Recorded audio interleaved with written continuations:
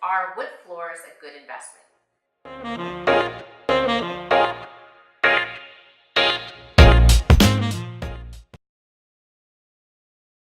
Now, obviously, everyone has their own sense of aesthetics, but the reason why wood floors do make a good investment as far as a material selection is that they are versatile, right? So they allow you or the next owner to sand them down, to restain them, to refinish them.